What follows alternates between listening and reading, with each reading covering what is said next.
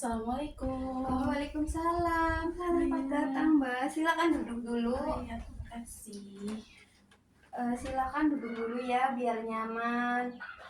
Senang banget kamu udah mau datang ke sini. Sebelumnya, gimana kabarnya hari ini, Mbak? Terus perjalanan menuju ke sini lancar? Alhamdulillah Kak, baik. Tapi agak deg-degan sih sebenarnya dan perjalanannya cukup lancar. Iya, wajar banget kamu deg-degan. Itu justru tanda kamu serius dan peduli pada diri sendiri. Dan itu hal luar biasa. Tapi di sini kamu aman kok. Ya Kak, terima kasih. Sebelum kita mulai lebih dalam, di sini mau kamu tahu satu hal. Di sini kamu aman dan tidak akan dihakimi siapapun. Eh, saya sebagai konselor tidak akan menghakimi kamu. Kamu bisa bercerita seperlahan mungkin, sejujur-jujurnya kamu. Baik Kak. Di sini bukan mau ngasih kamu ceramah atau solusi instan. Aku di sini buat dengerin kamu, dengerin bener-bener dengerin kamu, dan bareng-bareng kita akan menyelesaikan bareng-bareng ya, Mbak. Iya, siap Kak. Kan nama saya Divarsi Utami. Di sini saya sebagai konselor. Umur saya 25 tahun. Sebelumnya Mbaknya pernah ikut konseling individu? Belum pernah Kak, ini pertama kali. Oke, sebelumnya eh, saya akan menjelaskan tentang konseling tersebut terlebih dahulu ya, Mbak. Iya.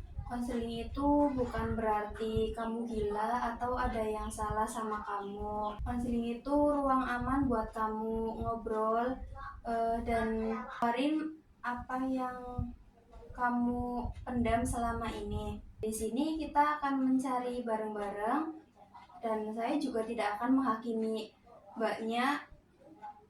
Kita di sini akan menyelesaikan masalah bareng-bareng, mengeksplorasi bareng-bareng, dan saya akan menjunjung tinggi asas kerahasiaan dan tidak akan membocorkan atau menceritakan yang banyak cerita ke saya. Dan yang kedua ada asas kesukarelaan. Mbaknya ke sini atas kemauan sendiri atau ada paksaan dari orang lain?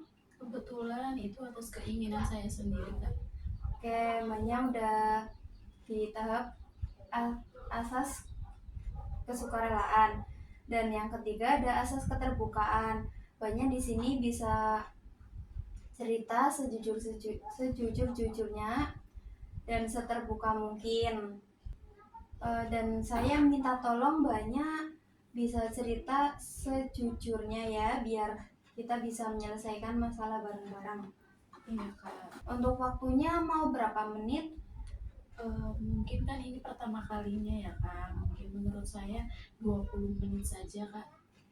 20 menit dalam berapa pertemuan ya, Mbak? 2 kali pertemuan.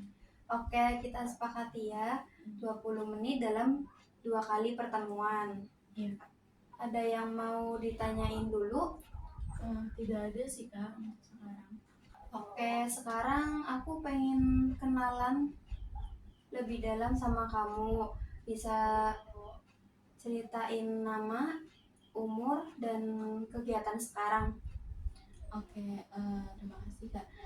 Jadi perkenalkan, nama saya Zahratul Jana, usia saya 21 tahun, dan kegiatan saya saat ini saya sedang kuliah semester 6. Oh, semester 6, berarti tugasnya lagi lumayan padat ya. Terus belakangan ini gimana? Ya betul Kak, jadi lumayan berat. Terus juga kan ini deadline tugas semakin dekat dan juga persiapan KKN juga. Jadi memang akhir-akhir ini juga kurang fokus lah dan kelelahan. Ya wajar, nanti kita bahas lebih dalam lagi ya. Terus untuk kegiatan di rumah dari mulai bangun tidur sampai malam biasanya ngapain? Mungkin ya kuliah, terus nanti pulang ke rumah, kuliah lagi. Ya kadang di rumah juga cuma rebahan, terus ngerjain tugas kayak gitu Kak. Saya minta tolong Mbaknya ceritain tentang keadaan di rumah, Mbaknya tinggal sama siapa? Jadi untuk saat ini saya tinggalnya sendiri Kak, di rumah sendirian. Tapi biasanya ya sama orang tua, kayak sama ibu saya, sama kakak saya yang kedua. Nah, kebetulan ayah saya dan kakak saya yang pertama itu sudah tidak ada Kak. Oh iya, turut berduka cita ya. Ya Kak. Eh, Boleh ceritakan tentang kedekatan Mbaknya sama kakak pertama? Yang deket sih Kak. Gitu. Tapi waktu itu saya masih, jadi kakak saya yang pertama itu meninggal 5 tahun yang lalu. Jadi mungkin saya itu kelas berapa ya, kelas 2 SMP. Jadi kurang apa ya, karena kan kakak saya cowok ya, Iya. jadi mungkin deket tapi ya nggak yang deket banget, tapi ya cuma ngeledek-ngeledek kayak gitu. Perhatian, kalau saya itu perhatian tapi perhatian tapi cuek gitu loh Kak. Jadi dia nggak kayak kasih sayangnya tuh bukan ke kata-kata tetapi tindakannya. Oh, berarti sama kakak yang pertama kamu lebih merasa dekat ya. Terus untuk kakak yang kedua, kedekatannya gimana sama kamu? Sama aja sih Kak sebenarnya, apalagi kan kakak saya cowok semua, pasti mereka kan cuek-cuek gitu. Ya sama sih, sama aja gitu, perhatian tapi mungkin ya dengan tindakan gitu.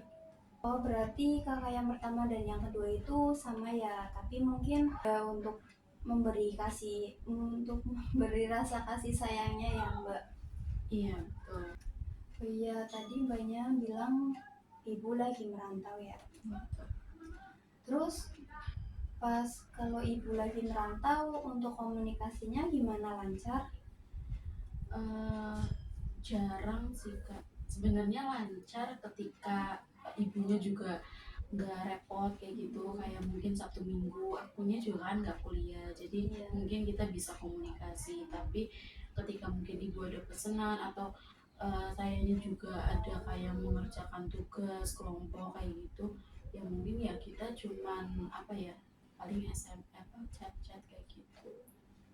Terus apa dari ibu atau kakak yang kedua tahu Mbaknya merasa kesepian atau lagi merasa berat?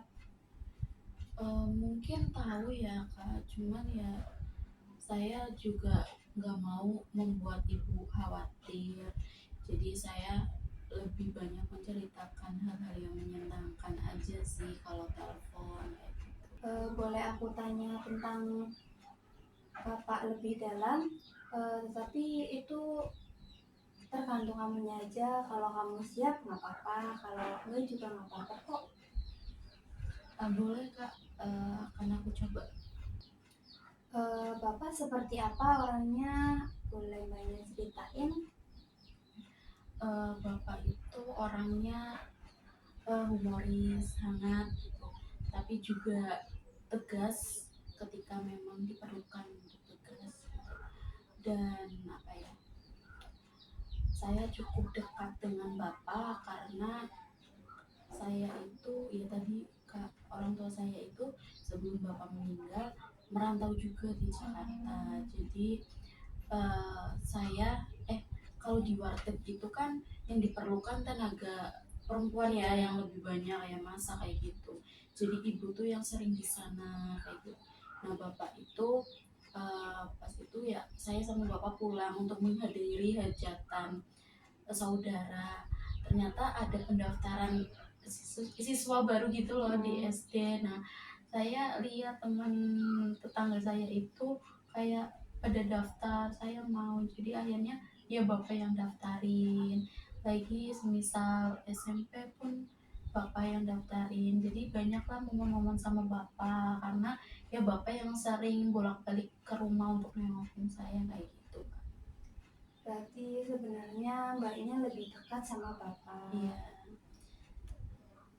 ketika apa ya, saya menyampaikan sesuatu kalau sama bapak itu Saya merasa bapak nggak menghakimi saya, kayak kalau saya cerita ya nggak langsung kayak disalahkan kayak gitu loh Pak. Itu sangat berarti sekali ya. Berarti Bapak bukan sekedar orang tua, tapi juga tempat kamu pulang untuk semua hal. Waktu Bapak masih ada, gimana hari-hari kamu dan kebiasaan apa sih yang sering kamu lakuin sama Bapak? Dulu tuh ya aku sering cerita hal-hal yang walaupun nggak penting pun aku ceritain gitu loh Pak. Terus kita tuh bapak tuh orangnya kayak suka ngajak jalan-jalan walaupun hanya keliling-keliling desa gitu loh Kak. Kayak mungkin di tetangga desa kayak gitu, kayak di sawah-sawah kayak gitu bapak sering banget ngajakin aku jalan-jalan kayak gitu. Itu sih yang paling kayak dikangenin. Berarti Bapak benar-benar tempat untuk kamu pulang dari semua hal. Dan sekarang kamu ceritanya sama siapa? Nggak ada sih Kak. Jadi bapak tuh yang sering nyalain musik di rumah kayak gitu, dan sekarang kan udah nggak ada ya, jadi ya rumah pun jadi sepi juga, apalagi aku juga sekarang sendiri di rumah. Waktu Bapak pergi, apa yang kamu rasain? Dan apa yang paling berat waktu kamu ditinggalin sama Bapak? Yang aku rasain kayak mimpi ya pastinya Kak, dan aku nggak siap, walaupun mungkin bapak kan nggak secara tiba-tiba juga sih Kak, karena bapak sakit kayak gitu. Cuman tetap kita tuh saya pribadi nggak akan pernah siap untuk kehilangan orang yang kita cintai gitu. Apa ya, ya kaget, terus juga bingung kayak ini tuh mimpi apa enggak gitu. Saya mengikuti semua prosesnya, kayak mulai dari memandikan, terus juga sampai saya mengantar ke peristirahatan terakhir bapak ya, karena aku nggak mau nyesel apa ya melewatkan semua itu gitu. Jadi aku ikut walaupun mungkin itu berat banget buat aku. Berarti kamu hebat sekali, udah mau bertahan sampai sekarang. Mungkin orang-orang di luar sana ada orang yang nggak bisa se berta oh, ada orang yang nggak bisa bertahan seperti kamu yang bisa sampai sekarang. Apa sih yang bisa kamu pertahanin sampai sekarang? Apa ya Kak? Karena ya mungkin awal-awal juga berat buat saya pribadi, karena ya saya juga apa ya, bapak kan kayak nakoda ya di rumah gitu. Sekarang kita kehilangan, jadi kayak nggak ada yang mengarahkan lagi gitu. Segala keputusan sekarang harus saya buat sendiri kayak gitu. Jadi apa yang membuat saya bertahan ya karena melihat mama juga, ibu saya, karena saya juga pengen lah Kak membalas juga kebaikan ibu saya, dan kuliah juga kan itu impian juga buat bapak ya, tapi ternyata bapak nggak bisa untuk menghadiri sampai saya lulus kayak gitu. Sampai sekarang momen-momen apa sih yang kamu kangen banget sama Bapak? Banyak banget ya kan momennya, ketika pulang kuliah ngelihat rumah kan sepi banget ya kak, itu tuh tambah akunya capek gitu, dari perkuliahan pulang ke rumah melihat rumah sepi, itu menurut aku tambah berat aja sih kak.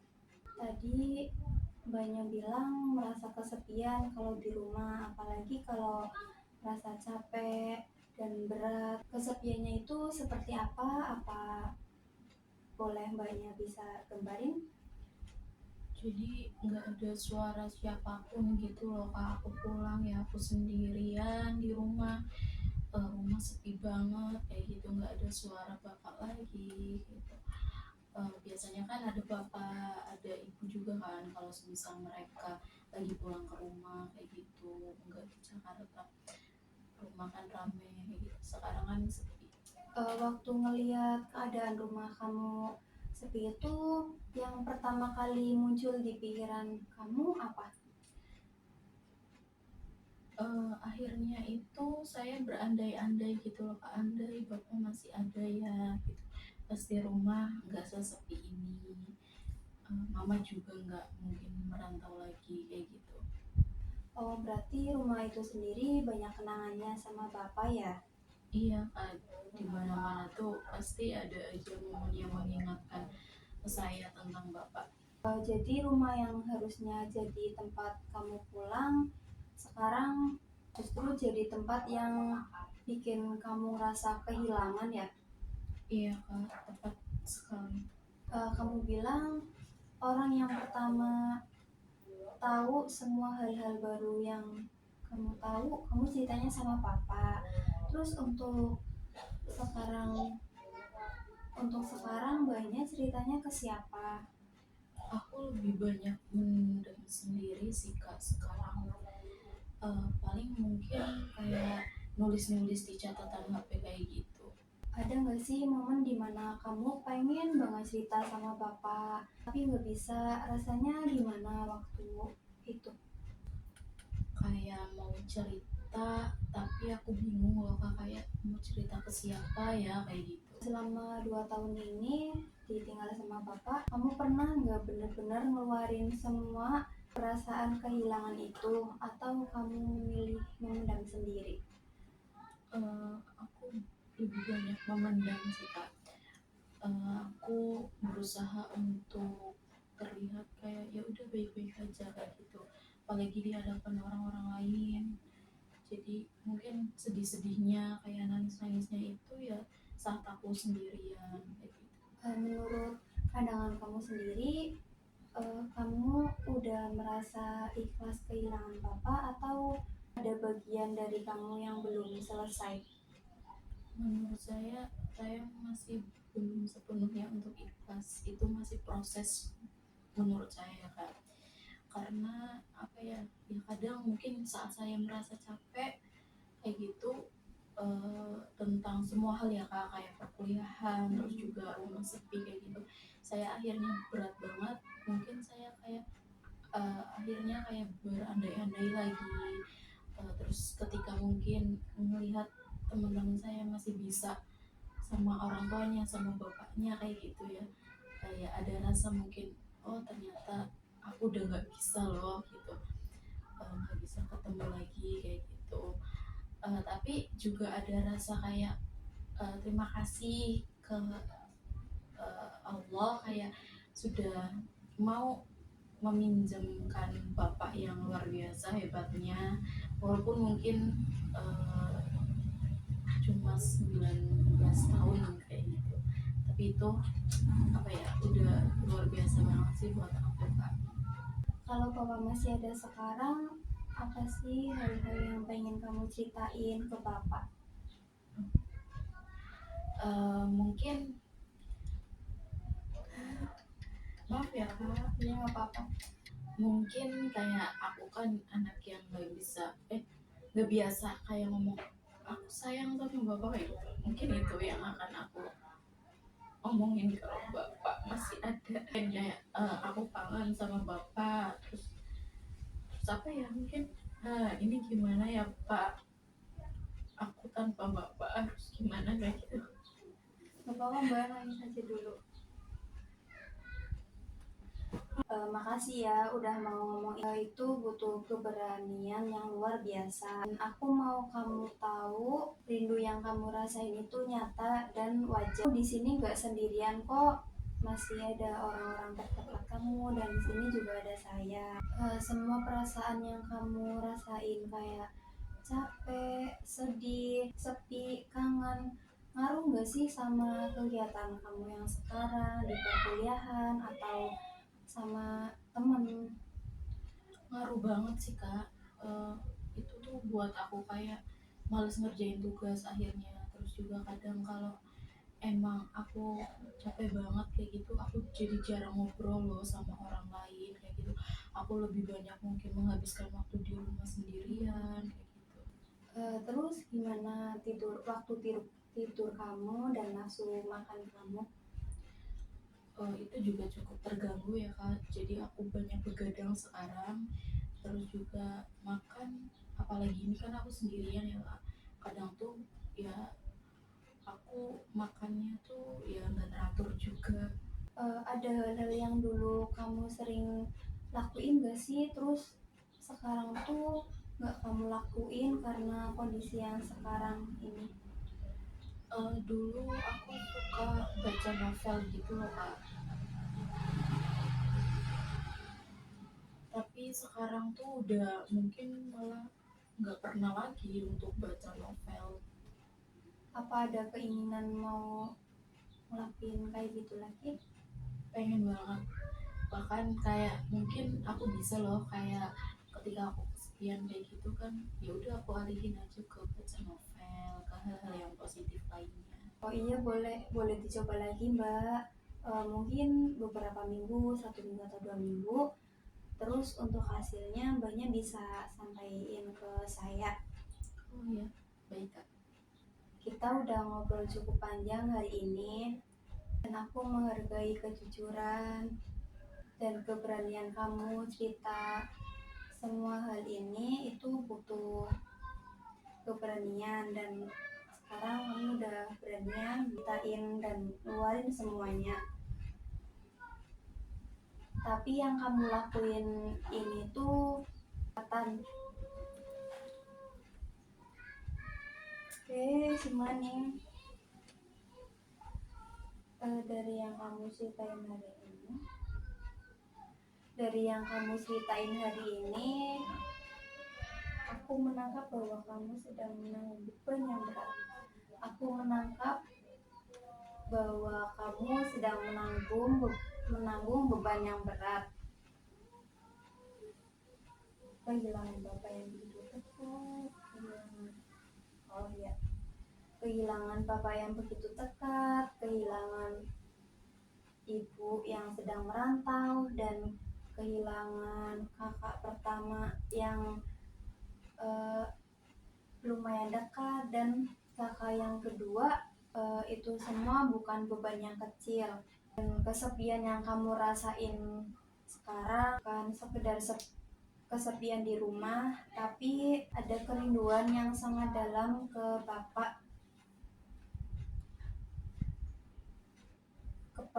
dan ke rumah yang dulunya hangat sekarang jadi hampa. Yang kamu rasain itu wajar banget. Kehilangan bapak yang jadi semua hal yang kamu lakuin bareng, kehilangan sosok bapak yang menjadi semua hal yang mbaknya lakuin bareng. Hal itu meninggalkan ruang yang begitu kosong ya Mbak, dan tidak mudah diisi. Kamu gak lemah, gak lebay, dan kamu hanya manusia yang sedang berduka. Dan berduka itu butuh ruang dan waktu untuk proses sendiri. Selama ini kamu memendamnya sendirian. Dan sekarang kamu dengan keberaniannya kamu sendiri sudah membawanya ke sini. Itu hal yang luar biasa. Di sesi berikutnya kita akan membahas tentang hasil pengembangan kamu yang menulis, membaca novel. Nanti hasilnya bisa disampaikan. Gimana menurut mbaknya? Apakah mbaknya mau? Iya Kak, saya akan mencobanya. Oke, nanti kita lakuin bareng-bareng ya. Iya Kak. Sebelum sesi hari ini kita tutup, apa mbaknya ada yang mau disampaikan lagi? Untuk kali ini mungkin udah cukup dulu sih Kak. Oke, mungkin nanti akan dilanjut di sesi berikutnya ya Mbak. Iya. Oke, saya akhiri. Wassalamualaikum warahmatullahi wabarakatuh. Waalaikumsalam warahmatullahi wabarakatuh. Terima kasih Kak. Ya, terima kasih. Ya. Biar